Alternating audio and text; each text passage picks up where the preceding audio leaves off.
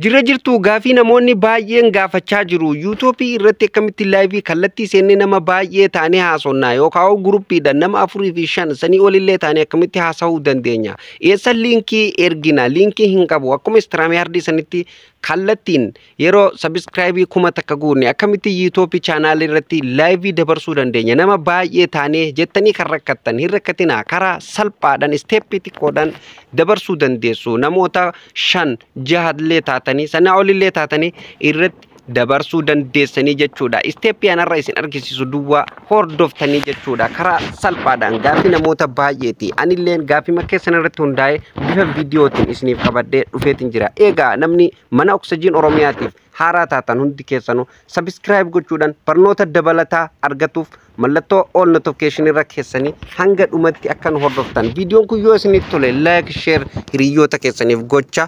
Gaafii barbaadan komentii jalatti karaa toora Telegram alleetiin gruppiin ijaaramee jira. Achilleen dhuftanii gaafii barbaadan gaafachuu ni dandeessan. Chaanala keessanillee hamma dandame achiin wal gargaaruu ni dandeenyan isiniin jedha. Kallattimaan kara barumsaa isin dabarsa.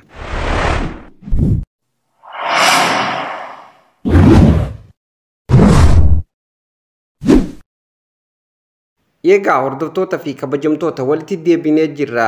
Aappii YouTube kana kan dhabe hin jiru jechuudha. Namni hundinuu bilbila keessanirraa ni qaba. YouTube makina keessa yeroo tokkoof ni seentu jechuudha. Irratti cuqaasnee keessa seennaa jechuudha. Amma kun akkanatti yeroo keessa seentan live kallattiin seenuudhaaf mallattoo pilaasii yookaan mallattoo ida'uu jala kana jirtu kanarratti ni cuqaastu yeroo tokkoof jechuudha.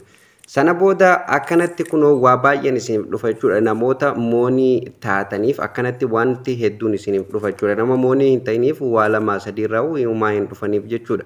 So kana akkamitti akka Instagram sanitti nama baay'een irratti seennee haasa'uu dandeenya kan jedhuuf kunoo tokkoffaa irratti create short jedha. Upload videotu jira, go live tu jira.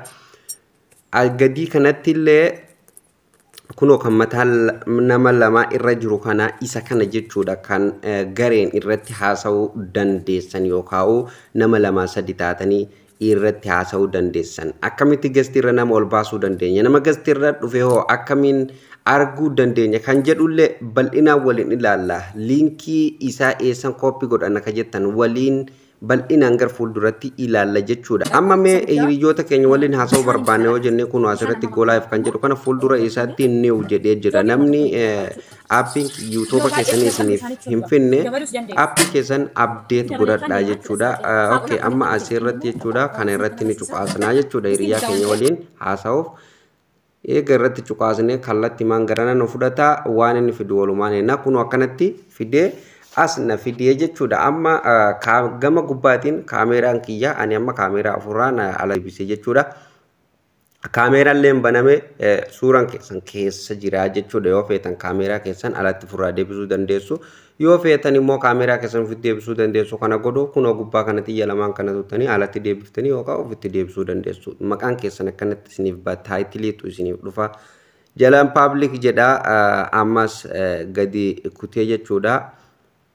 Kuno asirratti viidiyoon keessan kan daa'immaniiti moo kan nama guddaati kan jedhu yookaan kan ijoollee umrii 18 gadiiti moo umrii 18 oliiti waan jedhu asirratti no kan jedhu irra keessan jechuudha. Yesii fi nootu isiniif dhufa. Kuno asirratti jechuudha kilik gootanii sana booda kuno akkanatti yesii fi nootu isiniif dhufa. No kan jedhu kanarra keessanii jechuudha. Gara dudda duubaa deebitan jechuudha. Xiyya gubbaa kanaan jechuudha. Xiyya kana tuttanii dudduubatti deebitanii jechuudha. Duubatti yeroo deebinu akkanatti nu fida. Amma asirratti jechuudha taayitilii ni barreeffatan jechuudha. Mata duree fakkeenya viidiyoo saniin seenuuf deemtan create title jedha. Taayitilii haaraa mata duree haaraa create godhinuun jedha. Asirratti create godhatanii jechuudha. Sana booda description box yoo feetan ni barreessitanii yoo barreessuu baatanillee rakkoo tokko dhiifama. Rakkoo tokko hin qabu jechuudha. Bira darbuu ni dandeessanii jechuudha. Maaliif booda irratti barreessu waan taateef. Amma komentiin garagaraa kan nuuf barraa'u kan komentiin adda addaa kan hiriyoonni keenya nuuf barreessanii fi akkamitti akka doolaara irratti banatuu dandeenyu osoo YouTube studio hin deemin asumaan irratti banatuu dandeessa waan ta'eef gadi buutanii osoo gadi hin bu'in dhiifamaa kunoo lookeshiina biyyaallee asumaan lookeshiin bakka jedhu kana qasxii fuula dura jiru kana tuttanii lookeshiina biyyaallee jijjiirratuu ni dandeessanii jechuudha. Sana booda kunoo asirratti iskoodil jedhu kana immoo sa'aatii hagana boodan seena yookaan sa'a 2 yookaan sa'a 3 booda laayivii dhufa jettanii hiriyoota keessaniif baallamuuf yoo barbaadan laayivii fannifattaniituma hiriyoota keessaniif baallamuu yoo barbaadan kunoo asirratti jechuudha. Iskoodil bakka jedhu kanarratti tokkodhaan sa'a keessan fi guyyaa keessan itti guuttattanii akkasitti sana booda laayivii seenuu dandeessan. Amma hiriyoota keenya waliin seenuu barbaaduu deemna waan ta'eef nu kallattiin amma seenuu barbaadna waan ta'eef piroosesa adda addaa sirreeffatuuf kunoo amma asirratti kan gadii settingii kana irratti waan sirreessinuu jira. Settingii irratti kilik goonu. Sana booda kunoo akkanatti dhufa komantii adda addaa hiriyoonni keenya akka nu barreessan yoo barbaanne allow chat bakka jedhu kana qasxii sanduuqa fuula dura jiru kana ni bantuu jechuudha. Yoommoo akka namni isiniif komantii hin barreessine barbaadan isa kana ni cuftu. Warri immoo moonii taatan kunoo mallattoo doolaaraa tana ni bantu.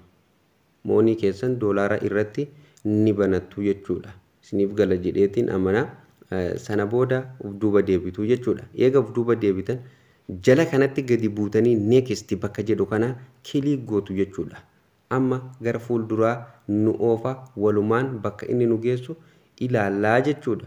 Egaa hordoftoota kiyya kunoo amma laayivii na seensisee jira jechuudha. Gaafiin namoota baay'ee yeroo laayivii kallattii yuutuubii keenya chaanaalii irratti galle akkamitti gastii nama irratti ol baafna, gastii irra nama galchuu hin dandeenyu, nama gastii irra dhufellee gastii irratti ol baasuu hin dandeenyu, kophaa keenya teenyee haasofna, kameerallee ofirraa deebisuu hin beeknu, komantii namallee arguu hin dandeenyu jettanii gaafii namoota baay'eeti. Gaafii keessan irratti hundaa'eetiin anilleen waan kana hordoftoonni kiyya waan rakkatee jiruuf rakkoo keessan furuuf bifa viidiyootiin isiniif qabadhe dhufee jira. Egaa yeroo akkanatti laayivii dhuftan nama gastii irra dhufe eessan arganna, liinkii eessan kooppi godhana ka jettan bal'inaan waliin ilaalla. Tokkoffarratti komantii ilaalla jechuudha. Komantiin kunoo mallattoo bakka miiseejiin jirtu kanarratti ni cuqaastan yeroo tokkoof jechuudha. Komantii nama ilaaluu sana booda kunoo komantii nama guutuu bakka tokkotti ilaaluuf komantii namni chaatii namni yeroo isin laayivii jirtan isiniif barreessu jechuudha. Kunoo amma asirratti live chat bakka jedhu kanarratti yeroo tokkoof kilik gootu jechuudha. Sana booda komantii namni isiniif barreessu guutummaan guututti jala kanaan isiniif baati jechuudha. Tolee kanatti aansee gastii nama gastii irra dhufe akkamitti ol baasna yookaan nama gastii maa'u eessan argina gastii maa'u hin qabu kan jettan tuqaa sadeen kanarra ni dhuftu jechuudha. Tuqaa sanarra dhuftanii kilik gootu jechuudha. Yeroo asirratti cuqaastan waa hedduutu isiniif ba'a. Amma asirratti add gastii jedha. Nama gastii irra dhufe akkuma StreamYard irratti baratame san nama gastii irra dhufe kunoo asirratti lakkoofsa isaa waliin nama haga gastii irra jiru asirratti isiniif baasa jechuudha. Sana booda sagalee keessanillee ofirraa cufuu yoo barbaadan kunoo asirratti mute ofirraa gootanii jechuudha. Fakkeenyaaf silkiin keessan ifaa karaa duubaatiin haa ifullee yoo barbaadan kunoo asitti enable flash bakka jedhu kanarratti kilik gootu. Namaaf share godhuu yoo barbaadan osoma asirraa hin buune hiriyoota keessanillee share godhuu dandeessan jechuudha. Laayivii kallattii yeroo seentan sana godhuuf kunoo asirratti share bakka jettu tuxxanii jechuudha. Weebsaayitii barbaadan irratti share gootan. Sana booda jechuudha gubbaa kanarratti illee kunoo viidiyoo keessan fakkeenyaaf kwalitii isaa bareedarra jiraatuu fi bareedarra jiraatuu dhabu asirratti tuxxanii kwalitii isaa sirreeffatan 720 olitti sirreeffatanii jechuudha. Egaa hordoftoota fi kabajamtoota kun akka isiniif galu abdii guutuun isinirraa qaba jechuudha. Kanaafuu akkanatti itti fayyadamaan isiniin jaa nama gastii irra dhufe akkamitti ol baafna kan jettaniif asumarra tuxxaniituma jechuudha. Ani amma namni gastii irra hin jiru osoo namni gastii irra jiraate seensiseen isin argisiisaa jechuudha. Add guest bakka jettu kanarratti yeroo namni dhufe asumarra tuxxanii akkuma live StreamYard sanitti jechuudha ol baaftanii wajjin mari'achuu dandeessanii jechuudha. Yoo barbaachisaa ta'e waan mistirallee haasa'uu barbaadan jechuudha.